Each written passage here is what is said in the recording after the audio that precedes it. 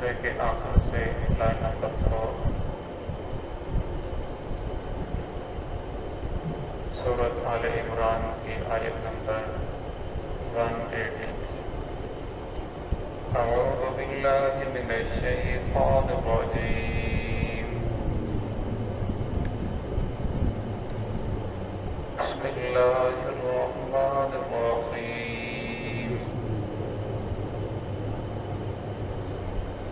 ہا انتم اولائی تحبونہم ولا يحبونكم وتؤمنون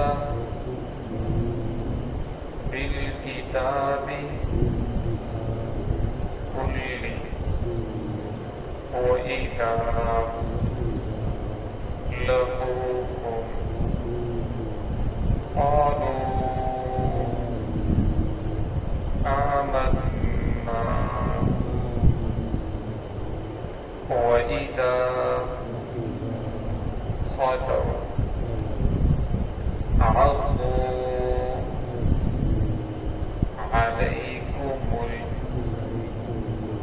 الأنامل من الغيظ قل موتوا بغيظكم إن الله عليم بذات الصدور إن تمسسكم حسنة تسؤهم وإن تصبكم سيئة يفرحوا بها وإن تصبروا وتتقوا لا يضركم كيدهم شيئا إن الله بما يعملون محيط۔ بسم اللہ الرحمن الرحیم۔ ہا انتم اولائی تحبونہم ولا يحبونکم وتؤمنون بالکتاب کلہ وإذا لقوكم قالوا آمنا وإذا خلوا عضوا عليكم الأنامل من الغيظ قل موتوا بغيظكم إن الله عليم بذات الصدور إن تمسسكم حسنة تسؤهم وإن تصبكم سيئة يفرحوا بها وإن تصبروا وتتقوا لا يضركم كيدهم شيئا إن الله بما يعملون محيط۔ ہا انتم اولائی تحبونہم، سن لو تم ان سے محبت کرتے ہو، ولا یحبونکم، اور وہ تم سے محبت نہیں کرتے، وہ تمہارے دوست نہیں ہیں،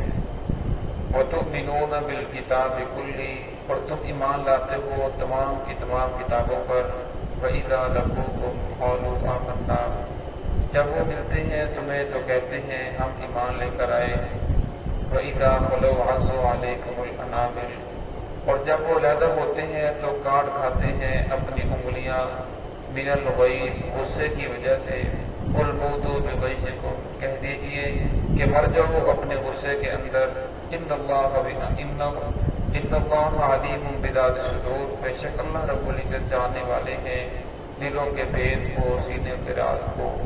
ان تمسسکم حسنۃ تسؤہم اگر پہنچتی ہے تمہیں کوئی بھلائی، کوئی نیکی، تسؤہم تو انہیں بری لگتی ہے، وان تصبکم سیئۃ اور اگر پہنچتی ہے تمہیں کوئی برائی، کوئی پریشانی، یفرحوا بہا پھر وہ خوش ہوتے ہیں، وان تصبروا اگر تم صبر کرو، وتتقوا اور تقوی اختیار کرو، لا یضرکم کیدہم شیئا تو ان کی تدبیریں تمہیں کچھ بھی نقصان نہیں پہنچا سکتی، ان اللہ بما یعملون محیط بے شک اللہ رب العزت جو وہ عمل کر رہے ہیں محیط اسے گھیرنے والے ہیں، احاطہ کیے ہوئے ہیں۔ گزشتہ آیات کے اندر اللہ رب العزت نے ایمان والوں کو کفار کے ساتھ دوستی کرنے سے منع فرمایا کہ ان کے ساتھ دوستی نہ کرو، ہاں آپ ان کے ساتھ کاروبار کر سکتے ہو، لین دین کر سکتے ہو، لیکن دلی دوستی ان کے ساتھ نہ کرو۔ پھر آگے اللہ رب العزت نے پھر ان آیات کے اندر فرمایا ہاں تم اولئک یحبونہم تم تو ان کے دوست ہو، تم اپنے آپ کو ان کے دوست سمجھتے ہو اور تم یہ بھی سمجھتے ہو کہ وہ ہمارے دوست ہیں، ولا یحبونکم حالانکہ وہ تمہارے دوست نہیں ہے، وہ صرف ظاہری رکھ رکھاؤ کی وجہ سے آپ کے ساتھ گفتگو کرتے ہیں اور دل سے ان کے اندر بہت زیادہ غصہ ہے۔ وتؤمنون بالکتاب کلہ تم تمام کی تمام کتابوں کے اوپر ایمان لے کر آتے ہو، تورات، زبور، انجیل، قرآن پاک اور جتنے آسمانی صحیفے نازل ہوئے۔ مسلمانوں کا ایمان ہے کہ آمنت باللہ وملائکتہ وکتبہ جتنی بھی کتابیں نازل ہوئی ہم سب کے اوپر ایمان لاتے ہیں، وہ اللہ رب العزت کی طرف سے ہیں، لیکن فرمایا وہ کسی کتاب کے اوپر ایمان لے کر نہیں آتے، وہ صرف اپنی کتابوں کو ہی مانتے ہیں، قرآن پاک کا انکار کرتے ہیں، محمد الرسول اللہ صلی اللہ علیہ وسلم کا نہ صرف انکار کرتے ہیں بلکہ ہر وقت کیڑے نکالنے کی کوشش کے اندر لگے ہوئے ہیں کہ کس طرح کوئی نہ کوئی ایسا آپ صلی اللہ علیہ وسلم کے اوپر الزام لگا دیا جائے، آپ صلی اللہ علیہ وسلم کے خلاف کوئی ایسی سازش کی جائے جس سے محمد الرسول اللہ صلی اللہ علیہ وسلم کو بدنام کیا جائے اور یہ دین کا کام بند ہو جائے۔ وَإِذَا لَقُوكُمْ قَالُوا آمَنَّا فرمایا جب وہ تمہیں ملتے ہیں تو قالوا آمنا کہتے ہیں ہم بھی مسلمان ہیں، ہم بھی کلمہ پڑھنے والے ہیں، ہم بھی ایمان لے کر آئے ہیں۔ اللہ کے فرمایا وَإِذَا خَلَوْا جب تم سے جدا ہو جاتے ہیں، عَضُّوا عَلَيْكُمُ الْأَنَامِلَ فرمایا کاٹ کھاتے ہیں اپنی انگلیوں کے پوروں کو، مِنَ الْغَیظ غصے کی وجہ سے کہ اللہ رب العزت مسلمانوں کو یہ ترقی کیوں دے رہے ہیں، مسلمان دن بدن کیوں پھیلتے چلے جا رہے ہیں، دین دن بدن کیوں پھیلتا چلا جا رہا ہے۔ قُلْ مُوتُوا بِغَیظِکُمْ یہاں صلی اللہ علیہ وسلم کو فرمایا جا رہا ہے کہ اے محمد صلی اللہ علیہ وسلم ان سے کہہ دیجئے کہ تم مر جاؤ، مر جاؤ بغیظکم اپنے غصے کی وجہ سے، ان اللہ علیم بذات الصدور بے شک اللہ رب العزت جاننے والے ہیں دلوں کے راز کو، سینے کے اندر جو تمہارے پیدا ہو رہا ہے، زبان میرے کچھ اور حرکت کر رہے ہیں، اب جو دل کے اندر پیدا ہو رہی ہے زبان نے اسے حرکت نہیں کی، فرمایا اللہ رب العزت کے ذات اسے بھی جان رہی ہے، اللہ رب العزت کی یہاں کوئی بھی چیز مخفی نہیں ہے۔ ان تمسسکم حسنۃ تسؤہم آگے اللہ رب العزت فرمایا اگر اللہ رب العزت تمہارے اوپر کوئی بلائی نازل فرمائے، کسی جسمانی بلائی آ جائے، کوئی اور کچھ بلائی آ جائے، مالی طور پر آ جائے تو فرمایا تسؤہم انہیں بہت زیادہ بری لگتی ہے کہ مسلمانوں کو یہ نعمت کیوں مل گئی، مسلمانوں کے اوپر یہ بلائی کیوں نازل ہوئی۔ وَإِن تُصِبْكُمْ سَیِّئَةٌ فرمایا اگر تمہیں پہنچتی ہے کوئی تکلیف، کوئی مصیبت آ جاتی ہے، یفرحوا بہا پھر فرمایا یہ لوگ خوش ہوتے ہیں، بگڑا ڈالتے ہیں۔ غزوہ احد کے موقع پر جس وقت محمد الرسول اللہ صلی اللہ علیہ وسلم کے دندان مبارک شہید ہوئے،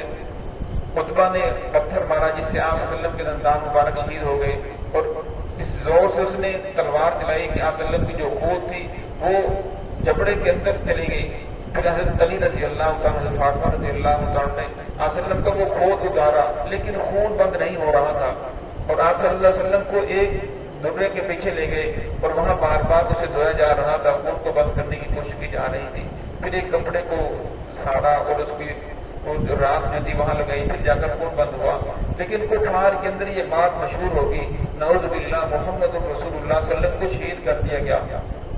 اور وہ خوشی سے بگڑا ڈالنے لگے، بہت زیادہ خوش ہو رہے ہیں، ایک دوسرے کو بتا رہے ہیں اور مسلمانوں کے صدمے کی یہ حالت ہے کہ مسلمان جہاں تھے ان کے ہاتھوں سے تلواریں گرنے لگی کہ محمد رسول اللہ صلی اللہ علیہ وسلم اب شہید ہو گئے تو ہمارے لیے کیا بچا، ہم دنیا کے اندر رہ کر کیا کریں گے۔ حضرت عمر رضی اللہ تعالیٰ ایک پہاڑ کے ساتھ ٹیک لگا کر کھڑے ہیں. انس بن نضر رضی اللہ عنہ نے پوچھا کہ عمر کیا بات ہے؟ فرمایا میری کمر ٹوٹ چکی ہے. فرمایا کوئی برہم پٹی کی ہے؟ فرمایا اس طرح نہیں ٹوٹی. فرمایا پھر کیا ہوا؟ فرمایا تمہیں پتہ نہیں چلا کہ محمد رسول اللہ صلی اللہ علیہ وسلم کو شہید کر دیا گیا؟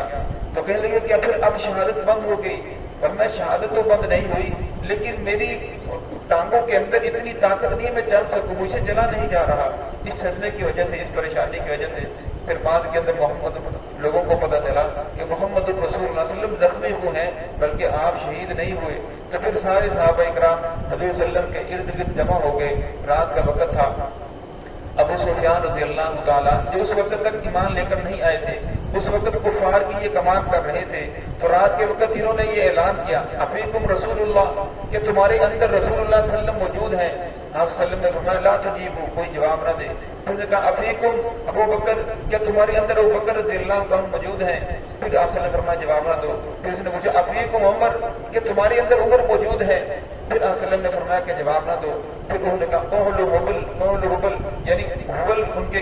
خدا کا نام تھا، بت کا جسے خدا سمجھتے تھے کہ حبل زندہ باد، حبل زندہ باد. پھر عمر رضی اللہ عنہ کہنے لگے یا رسول اللہ اب مجھے رہا نہیں جا رہا، اب صبر کا پیمانہ لبریز ہو چکا ہے. پھر رسول اللہ صلی اللہ علیہ وسلم نے فرمایا ہاں جواب دو. پھر عمر رضی اللہ عنہ کھڑے ہوئے اور گرجدار آواز سے ان کو جواب دیا کہ محمد رسول اللہ صلی اللہ علیہ وسلم بھی زندہ موجود ہیں، اور بکر رضی اللہ عنہ بھی زندہ موجود ہیں. میں عمر بات کر رہا ہوں، ہم تمہارے خلاف تدبیر کر رہے ہیں کہ تمہیں کس طرح ختم کیا جائے، لہذا اتنے خوش نہ ہو. تو فرمایا اگر تمہیں کوئی مصیبت پہنچی ہے تو پھر یہ لوگ خوش ہوتے ہیں، اور اگر تمہارے اوپر کوئی بلائی نازل فرماتی ہے، تمہیں فتح ہو جائے، تمہیں مال و دولت مل جائے، دنیاوی نعمت مل جائے، اخروی نعمت مل جائے، تو ہاں پھر یہ لوگ پریشان ہوتے ہیں. تو اس لیے فرمایا کفار جتنے بھی تمہارے قریب ہو جائیں، فرمایا دلی دوستی کبھی ان کے ساتھ نہ لگاؤ، اپنے راز کبھی ان کے ساتھ شیئر نہ کرو. فَإِن تَصْبِرُوا وَتَتَّقُوا لَا يَضُرُّكُمْ كَيْدُهُمْ شَيْئًا، فرمایا اگر تم صبر کرو، جو تمہیں تکلیفیں پہنچی ہیں اس کے اوپر صبر کرو، وَتَتَّقُوا، لیکن ساتھ ساتھ تقوی بھی اختیار کرو، اللہ رب العزت کا ڈر بھی تمہارے دلوں کے اندر موجود ہو. لا يَضُرُّكُمْ كَيْدُهُمْ شَيْئًا، فرمایا ان کی جو تدبیریں ہیں، ان کی چالیں ہیں، ان کے جو مکر ہیں، کفار جو بھی کرتے رہے، لا يَضُرُّكُمْ، فرمایا تمہارا کچھ بھی بگاڑ نہیں سکتے. ان اللہ بما يعملون بصیر، بے شک اللہ رب العزت وہ لوگ جو بھی عمل کر رہے ہیں ان کو گھیرنے والے ہیں، اللہ رب کے علم کے اندر ہے. اللہ تعالیٰ سے کوئی بھی چیز مخفی نہیں ہے. دعا ہے کہ اللہ رب العزت ہم سب کو صراط مستقیم پہ چلنے کی توفیق عطا فرمائے.